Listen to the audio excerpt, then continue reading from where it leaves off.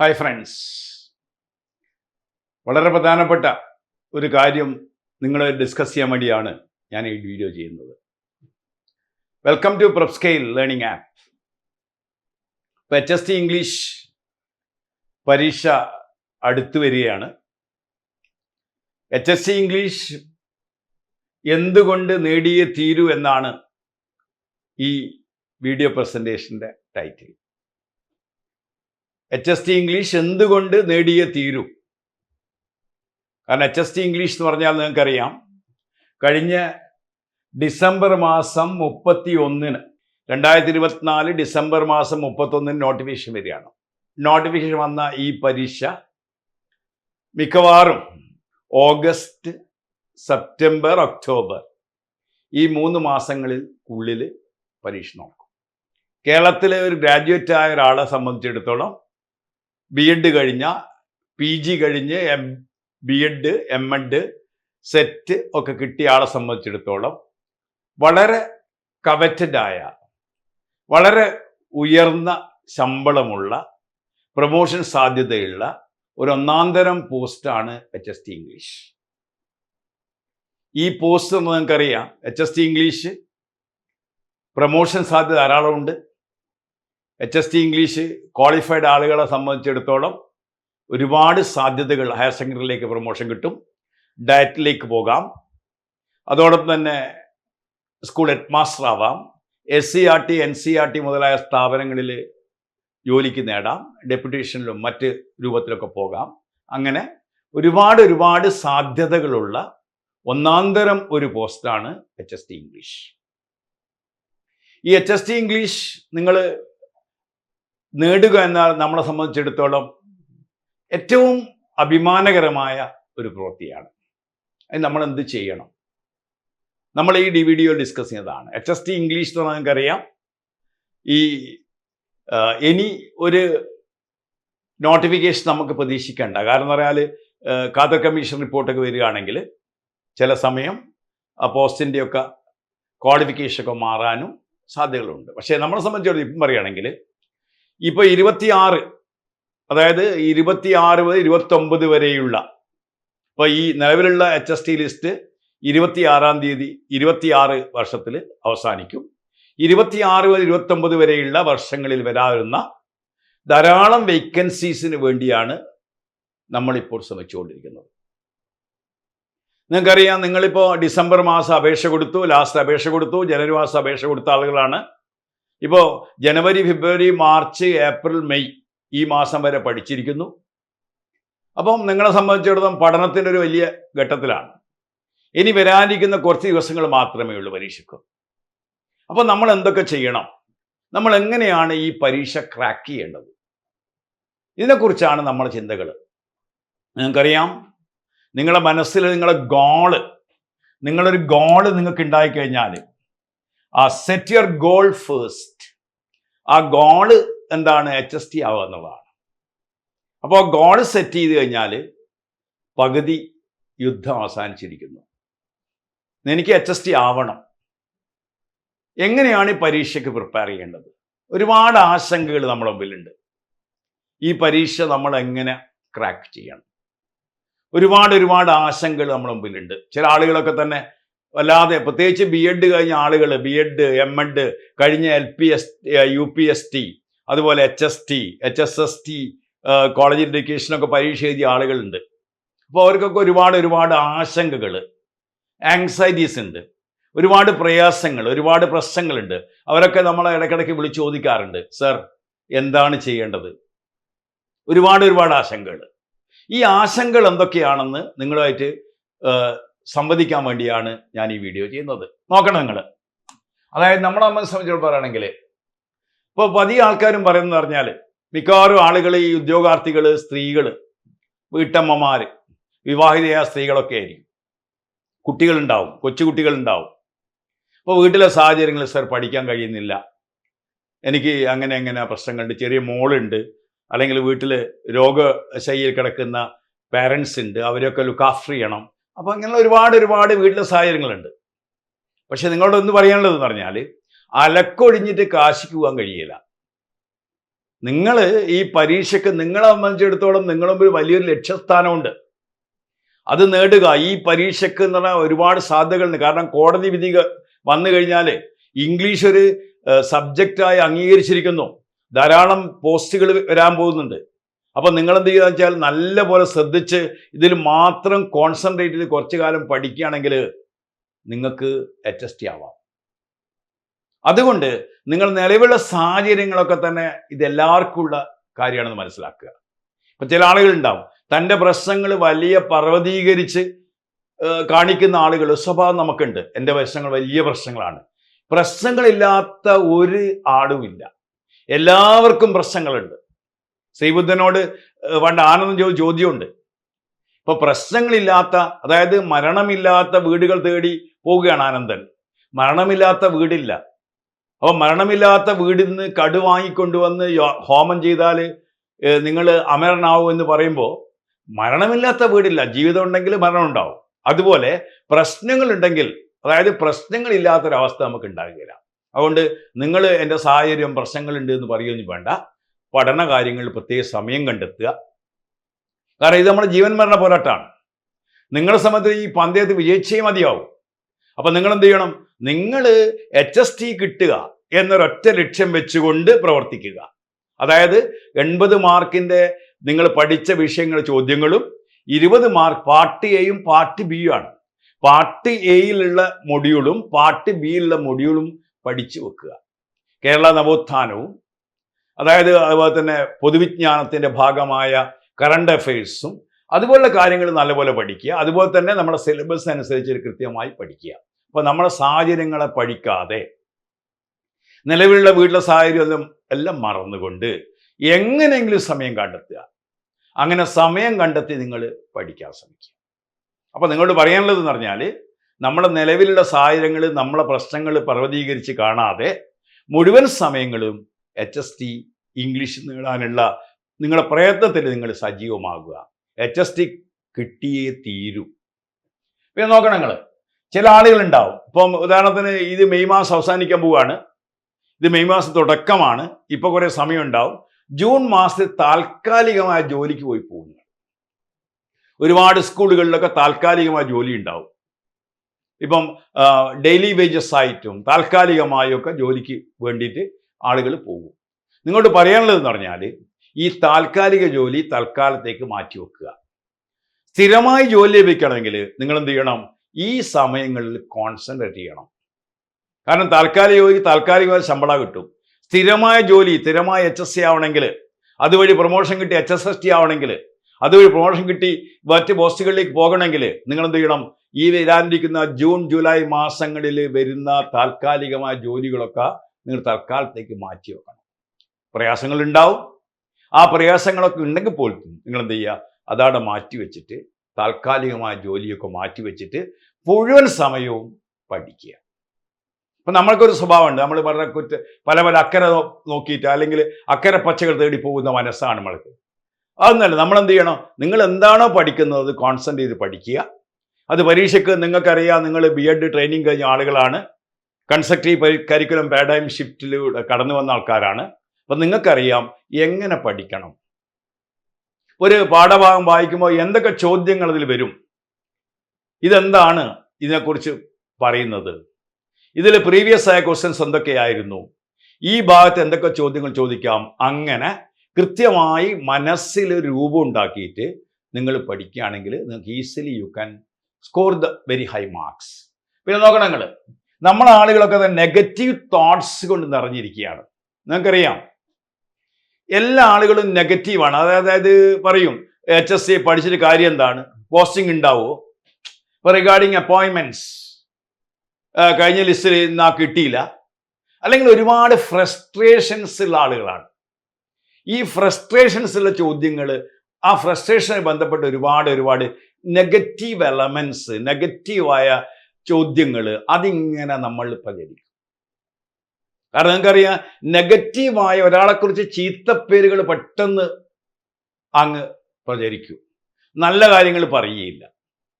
അത് പൊതുസമൂഹത്തിൻ്റെ സ്വഭാവമാണ്. അപ്പോൾ നമ്മൾ ആദ്യം മനസ്സിലാക്കുക, നെഗറ്റീവായ ചിന്തകളൊക്കെ തന്നെ മാറ്റി വെച്ചിട്ട് ഫുൾ ടൈം കോൺസെൻട്രേഷൻ അപ്പോയിൻമെന്റ് കിട്ടും. എനിക്ക് ജില്ല ഏതായാലും ശരി, ഈ പരീക്ഷ എങ്ങനെയാലും ശരി, ഞാൻ നന്നായി പഠിക്കും, എനിക്ക് കിട്ടും കിട്ടും കിട്ടും എന്നുള്ള ഒരു ബോധം നിങ്ങൾക്ക് ഉണ്ടെങ്കിൽ കിട്ടിയിരിക്കും. അതാണ് നിങ്ങൾ ഒരു കൊടുമുടി കീഴടക്കണമെങ്കിൽ നിങ്ങൾ പോകുന്ന വഴിയിൽ പാതി പേര് ഉപേക്ഷിച്ച ആളുകളല്ല നോക്കേണ്ടത്. ആ കൊടുമുടി കീഴടക്കാൻ മുന്നോട്ട് പോയ ആളുകളെ കുറിച്ചാണ്. അപ്പം നിങ്ങൾ പലപ്പോഴും പല കാര്യങ്ങളും കേട്ടില്ല എന്ന് അടിക്കണം. അപ്പൊ അതിങ്ങനെ എന്ത് ചെയ്യുക, പഠിച്ചുകൊണ്ടേയിരിക്കുക. നെഗറ്റീവായ തോട്ട്. പിന്നെ എക്സിസ്റ്റിംഗ് ആയ ഫാക്ടേഴ്സ് ഉണ്ട്. ചില ആളുകൾ ഒരു ലിസ്റ്റിൽ ഞാൻ ഇത്ര വന്നു, എനിക്ക് കിട്ടിയില്ല. അത്തരം കാര്യങ്ങളൊക്കെ നിങ്ങളെ വാടെ മറന്നുകൊണ്ട് നന്നായി പഠിക്കുക. നിങ്ങൾക്കറിയാം, പൊതുമേഖലാ സ്ഥാപനത്തിലെ ജോലിയാണ്. യുവർ ലൈഫ് ഈസ് സെക്യൂർഡ് ആണ്. നിങ്ങൾ ലൈഫ് സെക്യൂർഡ് ആണ് കിട്ടിക്കഴിഞ്ഞാൽ.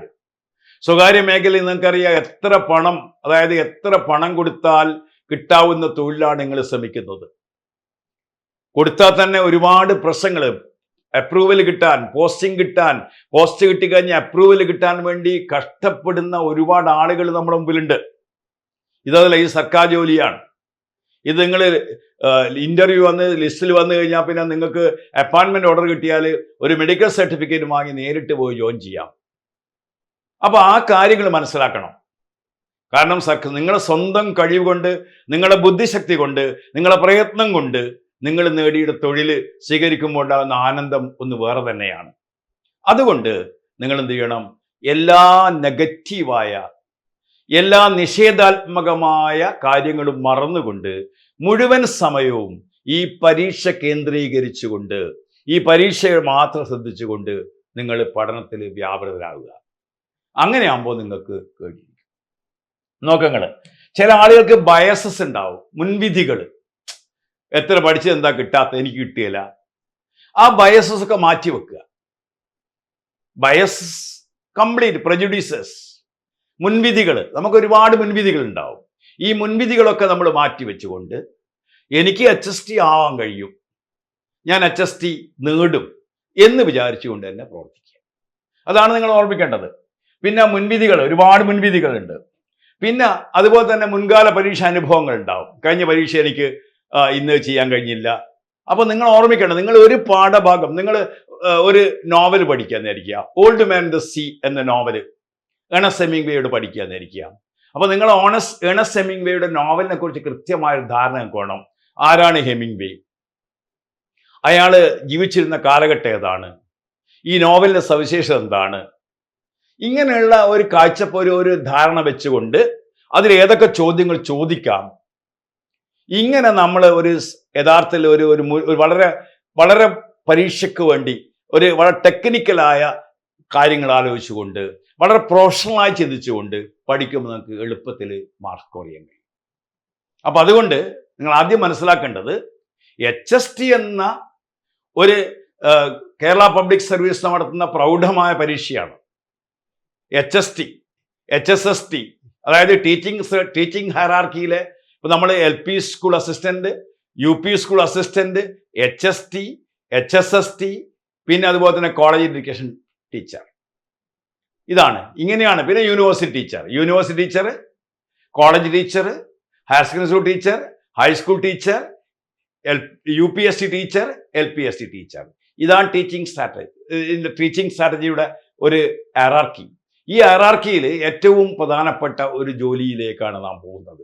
അതുകൊണ്ട് നിങ്ങൾ എന്ത് ചെയ്യണം, വളരെ വളരെ സൂക്ഷ്മമായി, വളരെ ശ്രദ്ധയോടുകൂടി, ഒരു പ്രാർത്ഥനയോട് കൂടിയിട്ട് നിങ്ങൾ ഈ ജോലി കിട്ടുമെന്നുള്ള ഒരു പ്രതീക്ഷയിൽ പഠിച്ചു കഴിഞ്ഞാൽ നിങ്ങൾക്ക് നേടിയിരിക്കും.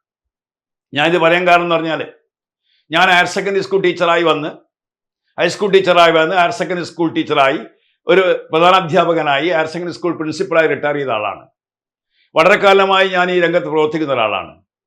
അപ്പൊ എന്നെ സംബന്ധിച്ചോളം കൃത്യമായിട്ട് അറിയാം, കൃത്യമായി പ്രിപ്പയർ ചെയ്യുന്ന നിരവധി ആളുകൾ സ്വന്തം കഴിവ് കൊണ്ട് അവര് തൊഴിൽ നേടിയിട്ടുണ്ട്. ഇന്ന് സർക്കാർ സ്കൂൾ എന്ന് പറഞ്ഞാൽ നമുക്കറിയാം, സർക്കാർ സ്കൂൾ സാധാരണ സ്കൂളുകളല്ല, ഉണ്ടല്ലേ. അതായത് 31/1/26 ഇനി നിലവിലുള്ള ലിസ്റ്റ് 31/10/2026 നിലവിലുള്ള ലിസ്റ്റ് അവസാനിക്കും. 1/10/2026 മുതൽക്ക് 2029 വരെയുള്ള കാലയളവിൽ ഒരുപാട് വേക്കൻസീസ് വരാനുണ്ട്. ഒരുപാട് വേക്കൻസീസ്, ഒരുപാട് റിട്ടയർമെന്റ്, ഒരുപാട് പ്രൊമോഷൻ, വേക്കൻസീസ് വരാനുണ്ട്. അപ്പോൾ ഈ വേക്കൻസിയിലൊക്കെ നിങ്ങൾക്ക് തൊഴിൽ കിട്ടണമെങ്കിൽ നിങ്ങൾ കോമ്പറ്റീവ് എക്സാമിനേഷന് മാക്സിമം മാർക്ക് വേണം. 100 മാർക്കിന്റെ പരീക്ഷയിൽ നിങ്ങളൊരു 80% മാർക്ക് സ്കോർ ചെയ്യാൻ കഴിയണം. അതിനു വേണ്ടിയുള്ള പഠന പ്രവർത്തനങ്ങളാണ് നിങ്ങൾ ചെയ്യേണ്ടത്. അതിനു വേണ്ടിയുള്ള സ്ട്രാറ്റജികൾ നിങ്ങൾ ആവിഷ്കരിക്കണം. അങ്ങനെ ആവിഷ്കരിച്ചു കഴിഞ്ഞാൽ നിങ്ങൾക്ക് ഒരിക്കലും തന്നെ ദുഃഖിക്കേണ്ടി വരില്ല. ഇന്നാണെങ്കിൽ സർക്കാർ ജോലി എന്ന് പറഞ്ഞാൽ നിങ്ങൾക്കറിയോ what is to be done. ഇങ്ങനെ സർക്കാർ, അതായത് ഈ തൊഴിൽ നേടണമെങ്കിൽ നമ്മൾ എന്ത് ചെയ്യണം, അതാണ് ആലോചിക്കേണ്ടത്. HST ഇംഗ്ലീഷ് നമുക്ക് നേടണമെങ്കിൽ what is to be done, നമ്മൾ എന്ത് ചെയ്യണം? നമ്മൾ ആദ്യം പഠിക്കേണ്ട, ഏത് കോമ്പറ്റീവ് എക്സാമിനേഷനും പഠിക്കണമെങ്കിൽ മത്സര പരീക്ഷ നമ്മുടെ ബോർഡ് എക്സാമിനേഷനും യൂണിവേഴ്സിറ്റി എക്സാമിനേഷനും വളരെ വ്യത്യസ്തമാണ്. മത്സര പരീക്ഷയിൽ മത്സരം തന്നെയാണുള്ളത്. മത്സര പരീക്ഷയിൽ എന്ന് പറഞ്ഞാൽ ഓബ്ജക്റ്റീവ് ടൈപ്പ് ക്വസ്റ്റ്യൻ ആണ്. ഓബ്ജക്റ്റീവ് ടൈപ്പ് ക്വസ്റ്റ്യൻ ആകുമ്പോൾ എന്ന് പറഞ്ഞാൽ ഏറ്റവും സൂക്ഷ്മമായി, ഏറ്റവും സമഗ്രമായി കാര്യങ്ങൾ മനസ്സിലാക്കിയിരിക്കണം, ഓർമ്മിക്കേണ്ടതാണ്. അതായത് മാക്ബത്ത് നിങ്ങൾ പഠിക്കുന്നു, മാക്ബത്ത് എന്ന നാടകത്തിന്റെ അപ്രീസിയേഷനേക്കാൾ ഉപരി അതിൽ മാക്ബത്തിന്റെ ആയുധം ക്യാരി ചെയ്യുന്ന ആളെ പേരാ ചോദിക്കുന്നത് കേട്ടോ. അപ്പൊ ഇങ്ങനെയുള്ള ചോദ്യങ്ങൾ വളരെ ടെക്നിക്കലായ ക്വസ്റ്റ്യൻസ് ആണ് ചോദ്യം വരുന്നത്. അപ്പൊ ടെക്നിക്കലായ ക്വസ്റ്റ്യൻസ് നിങ്ങൾ ചെയ്ത് പഠിക്കാൻ വേണം. ഇപ്പൊ റൂട്ട്സ് ആൻഡ് ഷാഡോസ് എന്ന ശൈലേഷ് പാണ്ഡെയുടെ നോവൽ നിങ്ങൾ പഠിക്കുന്നു. What is the real name of Mini എന്നാ ചോദിക്കുന്നത്. അതായത് ഇന്ദു വരുന്നത്, protagonist of the novel is Indu. ആ നോവലിലെ പ്രൊട്ടാഗണിസ്റ്റ് ആയ ഇന്ദു തൻ്റെ തറവാട്ട് വീട്ടിലേക്ക് വരുന്നത് മിനിയുടെ കല്യാണത്തിനാണ്. What is the real name of Mini എന്നാ ക്വസ്റ്റ്യൻ. അല്ലെ, what is the occupation of Indu's father. ഈ നോവലിനെ കുറിച്ച് വരുന്ന ചോദ്യങ്ങൾ ടെക്നിക്കലാണ്.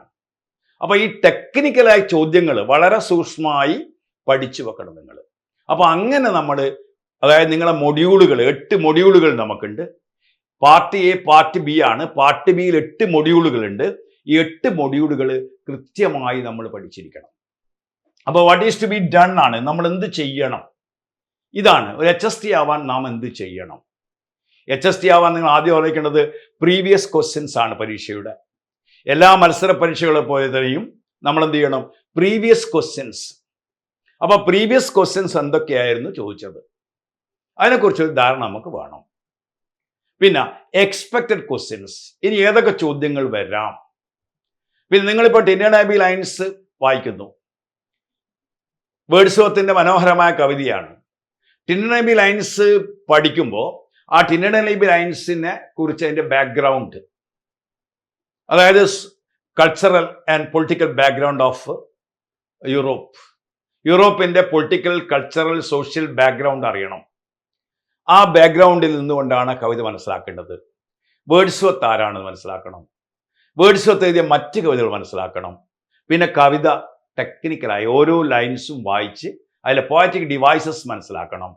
കവിത എങ്ങനെയാണ് ഡെവലപ്മെന്റ് ചെയ്യുന്നത്, എങ്ങനെയാണ് കവിതയുടെ ഡെവലപ്മെന്റ്, ഇങ്ങനെ വളരെ കൃത്യമായി മനസ്സിലാക്കണം.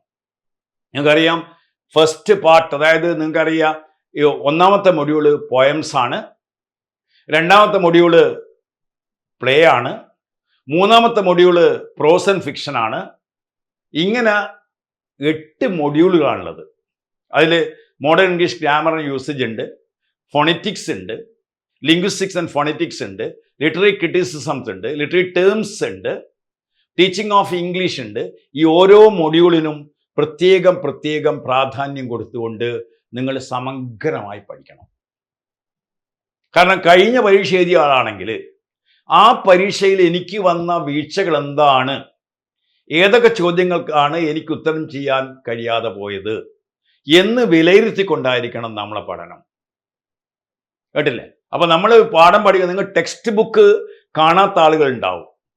ഒറിജിനൽ ടെക്സ്റ്റ് ബുക്ക് കാണാത്ത ആളുകളുടെ ആ ടെക്സ്റ്റ് ബുക്ക് ഒന്ന് കാണണം, എന്നിട്ട് അത് നോക്കണം. അങ്ങനെ അതുമായി ബന്ധപ്പെട്ട് സാധ്യതയുള്ള ചോദ്യങ്ങളൊക്കെ തന്നെ പഠിച്ച് കൃത്യമായി എഴുതി വെച്ച് പഠിക്കുന്ന ശീലം വേണം. ആദ്യം മനസ്സിലായി, എനിക്ക് അറിയാമെന്നുള്ള ബോധം ഉണ്ടായിരുന്നു. എനിക്ക് ഇനിയും അറിയണം, എനിക്ക് ഇനിയും നമുക്കറിയണം. അതായത് നിങ്ങൾക്കറിയാം, പരീക്ഷ എന്ന് പറഞ്ഞാൽ ഒരു ചെറിയ കാലയളവിൽ നടക്കുന്ന സംഭവമാണ്. ആ പരീക്ഷയ്ക്ക് വേണ്ടി നിങ്ങൾ എന്ത് ചെയ്യണം എന്ന് പറഞ്ഞാൽ, നിങ്ങളുടെ മനസ്സും കാതും ഒക്കെ തന്നെ അതിന് മാത്രം കോൺസെൻട്രേറ്റ് ചെയ്ത് ശ്രമിക്കുകയാണെങ്കിൽ the success will be yours, നിങ്ങളതായിരിക്കും. സാധാരണ നമ്മൾ പറയാറുണ്ട്, നിങ്ങൾ കഠിനാധ്വാനം ചെയ്യുന്ന, കാരണം മനുഷ്യന് വേണ്ട 3 കാര്യങ്ങളാണ്. ഒന്ന് ഡിലിജൻസ്, ഡെഡിക്കേഷൻ വേണം. ആദ്യം കണ്ടോ, എന്തിനും ഒരു ഡെഡിക്കേഷൻ വേണം. ഡെഡിക്കേറ്റ് ചെയ്യാൻ നമുക്ക് ഒന്നും കിട്ടുകയില്ല. അർപ്പണബോധം, നമ്മൾ ഡെഡിക്കേഷൻ വേണം. പിന്നെ ഡിലിജൻസ്, കഠിനാധ്വാനം ചെയ്യാനുള്ള മനസ്സ് വേണം. ഡിലിജൻസ് ആൻഡ് ഡിസിപ്ലിൻ, ഈ 3 ഡീസ് ആണ് നമുക്ക് വേണ്ടത്. ഈ 3 ഡീസ്, അതായത് ഡെഡിക്കേഷൻ, ഡിലിജൻസ് ആൻഡ് ഡിസിപ്ലിൻ. അങ്ങനെ ഡിസിപ്ലിൻ എന്ന് പറഞ്ഞാൽ നിങ്ങളറിയാം, അത് ഡിസിപ്ലിൻഡ് ആയിരിക്കണം. നിങ്ങൾ കൃത്യമായ സമയം വെച്ച്, കൃത്യമായ ഒരു ടൈം ടേബിൾ സെറ്റ് ചെയ്തിട്ട്, ഓരോ ഏരിയയ്ക്കും ഈക്വൽ ഇമ്പോർട്ടൻസ് കൊടുത്തുകൊണ്ട്, കൃത്യമായി നോട്ട് പ്രിപ്പയർ ചെയ്തുകൊണ്ട് നിങ്ങൾ പഠിക്കണം. ഏതാണോ പഠിക്കുന്നത് ആ പാഠഭാഗങ്ങൾ എന്തൊക്കെയാണെന്ന് എഴുതി വെച്ച് അതിൽ വരുന്ന ചോദ്യങ്ങൾ മനസ്സിലാക്കി നിങ്ങൾ എഴുതി പഠിക്കണം. കാരണം ഇപ്പം കുട്ടികൾക്ക് ട്രെൻഡ് ഉണ്ട്, അതായത് യൂട്യൂബ് നോക്കി വരെ പഠിക്കും. യൂട്യൂബ് നോക്കി പഠിക്കാം, തെറ്റൊന്നുമല്ല. പക്ഷേ നിങ്ങളാണ് ഒറിജിനൽ ടെക്സ്റ്റ് ബുക്ക്, അതായത് ചോദ്യം ഉണ്ടാക്കുന്ന ആളുകൾക്ക് തന്നെ യൂട്യൂബിലുള്ള ചോദ്യങ്ങൾ വരാതിരിക്കാൻ വേണ്ടി ആദ്യം ശ്രമിക്കും. ഇപ്പോൾ ക്വസ്റ്റ്യൻ പേപ്പേഴ്സ് സെറ്റ് ചെയ്യുന്ന ആളുകൾ എന്താ ചെയ്യുക, public service commission question papers set ചെയ്യുന്ന ആളുകൾ ശ്രദ്ധിക്കുന്നത് ഇപ്പം, അതായത് ഗൈഡ് ബുക്കിൽ ഇറങ്ങിയ ചോദ്യങ്ങൾ ചോദിക്കാതിരിക്കാനാണ്. അപ്പോൾ ഗൈഡ് ബുക്കിൽ ഇറങ്ങിയ ചോദ്യങ്ങൾ ചോദിച്ചു കഴിഞ്ഞാൽ അത് പിന്നീട് പ്രശ്നം ഉണ്ടാവും. അതുകൊണ്ട് ഗൈഡ് ബുക്കിലോ അല്ലെങ്കിൽ യൂട്യൂബിലോ ഇല്ലാത്ത ചോദ്യങ്ങൾ ചോദിക്കാനാണ് ഈ ചോദ്യകർത്താക്കൾ ശ്രമിക്കുന്നത്. അത് നിങ്ങൾ മനസ്സിലാക്കിക്കൊണ്ട് ഇനിയുള്ള പരീക്ഷകൾ കുറച്ച് പ്രയാസകരമായി മനസ്സിലാക്കിക്കൊണ്ട്, ചോദ്യങ്ങൾ സ്റ്റേറ്റ്മെന്റ് ലെവലിൽ വരുന്നത് കൊണ്ട് ഒന്നിനെക്കുറിച്ച് വളരെ കൃത്യമായി, അതായത് കോൺസെപ്റ്റ് ക്ലിയർ ആക്കി പഠിക്കണം. കോൺസെപ്റ്റ് ക്ലിയർ ആക്കി പഠിക്കുന്നില്ലെങ്കിൽ നിങ്ങൾക്ക് മാർക്ക് ഉണ്ടാവുകയില്ല. ഇപ്പൊ ജോർജ് ബെർണാഡ് പിഗ്മാലിയൻ പഠിക്കുകയാണെങ്കിൽ ആ പിഗ്മാലിയന്റെ ബാക്ക്ഗ്രൗണ്ട് എന്താണെന്ന് അറിയണം, ആ വാക്ക് എങ്ങനെ വന്നെന്ന് അറിയണം, ബെർണാഡ് മറ്റ് നാടകങ്ങൾ എന്താണെന്ന് അറിയണം, Bernard contribution to English literature എന്താണെന്ന് അറിയണം. അങ്ങനെ ഒരു ക്യാരക്ടറെ പറ്റി പഠിക്കുകയാണെങ്കിൽ ആ ക്യാരക്ടറുമായി ബന്ധപ്പെട്ട എല്ലാ ഭാഗങ്ങളും അറിയണം. അതിൻ്റെ സ്റ്റേറ്റ്മെന്റ് ലെവൽ ചോദിച്ചു കഴിഞ്ഞാൽ അത് ആൻസർ. ഇപ്പോൾ 1ഉം 2ഉം ശരിയാണ്, 2ഉം 3ഉം ശരിയാണ്, 1, 2, 3 ശരിയാണ്, എല്ലാം ശരിയാണ്. ഈ ടൈപ്പ് ക്വസ്റ്റ്യൻസ് വരുമ്പോൾ അത് കൃത്യമായി നിങ്ങൾ കോൺസെപ്റ്റ് മനസ്സിലാക്കാതെ നിങ്ങൾക്ക് ചെയ്യാൻ കഴിയില്ല. അപ്പം അതുകൊണ്ട് പരീക്ഷയ്ക്ക് പഠിക്കുമ്പോൾ നിങ്ങൾ എന്ത് ചെയ്യുക എന്ന് വെച്ചാൽ, നിങ്ങളെ സിലബസ് എടുത്ത് വെക്കുക, ആ സിലബസ് കൃത്യമായി മനസ്സിലാക്കുക. ഒറിജിനൽ ടെക്സ്റ്റ് ബുക്ക് ഉണ്ടെങ്കിൽ അത് വായിക്കുക. അതിൻ്റെ ചോദ്യങ്ങൾ വരാനുള്ള ചോദ്യങ്ങളെക്കുറിച്ച് ഒരു കൃത്യമായ ഒരു എക്സ്പെക്റ്റേഷൻ നിങ്ങൾക്ക് വേണം. കാരണം നിങ്ങൾ ചോദ്യം ചോദിക്കാൻ കുട്ടി പഠിച്ചാൽ ഉത്തരം കുട്ടി തന്നെ കണ്ടെത്തുന്നതാണ്. അപ്പോൾ ജാൻ ബ്രൂണർ പറഞ്ഞത് ലേണിംഗ് ടു ലേൺ ആണ്. നമ്മൾ പഠിക്കണം. അപ്പോൾ നിങ്ങൾ എന്ത് ചെയ്യണം, ടെക്സ്റ്റ് ബുക്ക് കിട്ടിക്കഴിഞ്ഞാൽ നിങ്ങൾക്ക് ഉണ്ടാകുന്ന ടെക്സ്റ്റ് ഏത് പുസ്തകമാണോ, ആ പുസ്തകം ഏത് കവിതയാണോ, ഏത് പ്ലേ ആണോ, ആ പ്ലേ നിങ്ങളുടെ മുമ്പിൽ വേണം. എന്നിട്ട് ആ പ്ലേയെ കുറിച്ച് കൃത്യമായി മനസ്സിലാക്കിക്കൊണ്ട് നിങ്ങൾ പഠിക്കണം. ഗൈഡ് ബുക്കിലെ ഏതെങ്കിലും ലൈൻസ് പഠിച്ചാൽ പോരാ, കൃത്യമായി നിങ്ങൾ മനസ്സിലാക്കണം. കാരണം ഇതെന്ന് പറഞ്ഞാൽ മനസ്സിലാക്കുക, 10ാം ക്ലാസ്സിൽ മാർക്ക് കിട്ടി കഴിഞ്ഞാൽ +1 അഡ്മിഷൻ കിട്ടും, ഡിഗ്രിക്ക് മാർക്ക് കിട്ടിയാൽ PG ക്ക് അഡ്മിഷൻ കിട്ടും. ഇതല്ല, ഈ കോമ്പറ്റീവ് എക്സാമിനേഷൻ നല്ല മാർക്ക് കിട്ടിക്കഴിഞ്ഞാൽ നിങ്ങൾ എന്ത് ചെയ്യും, നിങ്ങൾ തൊഴിൽ നേടും, നിങ്ങൾക്ക് HST എന്ന കവറ്റഡ് പോസ്റ്റിലേക്ക് പ്രവേശിക്കാം. അതുകൊണ്ട് ഇതൊരു ജീവൻ മരണ പോരാട്ടമാണ്. ആദ്യം മനസ്സിലാക്കുക, ഇത് ജീവൻ മരണ പോരാട്ടമാണ്. ഇനി ചിലപ്പോൾ അടുത്തൊരു HST പരീക്ഷ ഉണ്ടാകുമെന്ന് വരില്ല.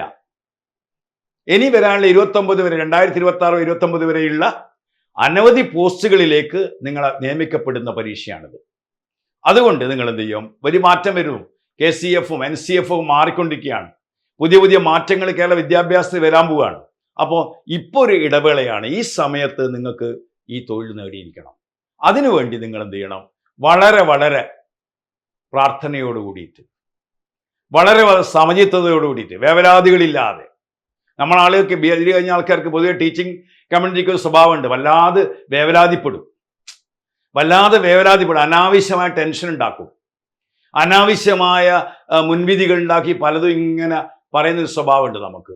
അതൊക്കെ മാറ്റിവെച്ച് നിങ്ങൾ തന്നെ വിശ്വാസം അർപ്പിച്ച് ആത്മവിശ്വാസത്തോട് കൂടിയിട്ട് നന്നായി ശ്രമിക്കുകയാണെങ്കിൽ വിജയം നിങ്ങളുടേതാണ്. നിങ്ങൾ സ്കൂളുകൾ നിങ്ങൾ. കാരണം കണ്ടോ, ഗവൺമെന്റ് സ്കൂൾ പഴയ സ്കൂളല്ല ഇപ്പോൾ. ഗവൺമെന്റ് സ്കൂള് ഇന്ത്യയിലെ, അതായത് കേരളത്തിലെ ഗവൺമെന്റ് സ്കൂളുകളൊക്കെ തന്നെ എന്ന് പറഞ്ഞാൽ കേരള മോഡൽ നിങ്ങൾക്കറിയാം. കേരളത്തിലെ വിദ്യാഭ്യാസം ആരോഗ്യത്തിൽ നിന്ന് മാറ്റങ്ങൾ അറിയാം. കേരളത്തിലെ വിദ്യാഭ്യാസം കുതിച്ചുകൊണ്ടിരിക്കുകയാണ്. കേരളത്തിലെ സ്കൂളുകളിലെ ഇൻഫ്രാസ്ട്രക്ചർ ഫെസിലിറ്റീസ് അതിഗംഭീരമാണ്. ഇപ്പോൾ ഉദാഹരണത്തിന് നടക്കാവ് ഗവൺമെന്റ് സ്കൂൾ കണ്ടോ നിങ്ങൾ. അതായത് കേരളത്തിലെ ഏറ്റവും നല്ല മോഡലായി പ്രദീപ് കുമാർ എം എന്റെ നേതൃത്വത്തിൽ നടക്കാവ് സ്കൂൾ മോഡൽ സ്കൂൾ, അതായത് ഇന്റർനാഷണൽ ലെവലിൽ പ്രിസം പ്രോജക്റ്റ് ഉണ്ട്. Promoting rural schools into international standard prism project ഉണ്ട്. ആ പ്രിസം പ്രൊജക്റ്റിലൂടെ വന്ന സ്കൂളാണിത്. ഈ സ്കൂളിലൊക്കെ വർക്ക് ചെയ്യാനുള്ള ഭാഗ്യം കിട്ടുക എന്ന് പറഞ്ഞാൽ ഒരു വലിയ ഭാഗ്യമാണ് കേട്ടോ. ഞാൻ ഈ സ്കൂളിൽ പഠിപ്പിച്ച അധ്യാപകനായിരുന്നു, എനിക്കറിയാം. കാരണം എത്ര നല്ല സൗകര്യങ്ങളുള്ള ഇതുപോലെ ഒരുപാട് Karappuram government school, medical campus school, കേരളത്തിലെ വിവിധ ഭാഗങ്ങളിൽ സ്കൂളുകൾ തന്നെ ജില്ലാ പഞ്ചായത്തിന്റെയും വിദ്യാഭ്യാസ വകുപ്പിന്റെയും MLA-മാരുടെയും ഒക്കെ പ്രത്യേക പരിഗണനയുടെ ഫലമായിട്ട് വലിയ ലെവല് വർദ്ധിച്ചിരിക്കുന്നു. അപ്പോൾ സ്കൂളുകളൊക്കെ എന്ത് ചെയ്യുന്നു, വലിയ ലെവലിലേക്ക് വർദ്ധിച്ചിരിക്കുകയാണ്. അവിടെ പഠിപ്പിക്കാനുള്ള അധ്യാപകരാണ് പോകുന്ന ആളുകളാണ് നിങ്ങൾ. അപ്പോൾ നിങ്ങൾ ഇനി വരാനിരിക്കുന്ന പരീക്ഷയ്ക്ക് വളരെ വളരെ ജാഗരൂകരായി, എല്ലാം മറന്ന്, ഫോർഗെറ്റ് എവറിതിങ്, എല്ലാം മറന്ന് എനിക്ക് HST ആവണം എന്നുള്ള ഒരൊറ്റ പോയിന്റിൽ മാത്രം ശ്രദ്ധ കേന്ദ്രീകരിച്ചുകൊണ്ട് നിങ്ങൾ പ്രവർത്തിക്കുകയാണെങ്കിൽ സക്സസ് വിൽ ബി യുവേഴ്സ്, നിങ്ങളതായിരിക്കും. ഓർമ്മിക്കുക, ഈ നമ്മളെ പരീക്ഷ 100 മാർക്കിന്റെ പരീക്ഷയാണ്. 20 മാർക്ക് പാർട്ടി എയിലാണ്. പാർട്ടി ബിയിൽ 8 മൊഡ്യൂളുകൾ. ആ മൊഡ്യൂളുകൾ ഒന്നായി കൃത്യമായി മനസ്സിലാക്കി പഠിക്കുക. വരുന്ന ക്ലാസ്സുകളിൽ ഞാൻ എങ്ങനെ പഠിക്കണം എന്ന് കൃത്യമായി പറഞ്ഞു തരും. അത് എങ്ങനെ പഠിക്കണം, എങ്ങനെ പഠിച്ചാൽ മാർക്ക് കിട്ടും, എങ്ങനെയാണ് ക്വസ്റ്റ്യൻസ് എന്നുള്ള കൂടി കൃത്യമായ ഒരു വീഡിയോ അടുത്ത് ചെയ്യുന്നുണ്ട്. അപ്പം നിങ്ങൾ എന്ത് ചെയ്യുക, നിങ്ങളെ ലക്ഷ്യം HST ആണെന്ന് മനസ്സിലായിക്കൊണ്ട് ഇനിയുള്ള ദിവസങ്ങൾ വളരെ നിർണായക ദിവസങ്ങളാണ്.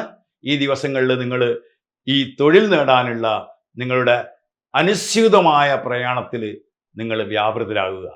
എല്ലാവിധ വിജയാശംസകളും നൽകിക്കൊണ്ട് പ്രസ് സ്കെയിലിന് വേണ്ടി Rajendran. Okay, thank you very much.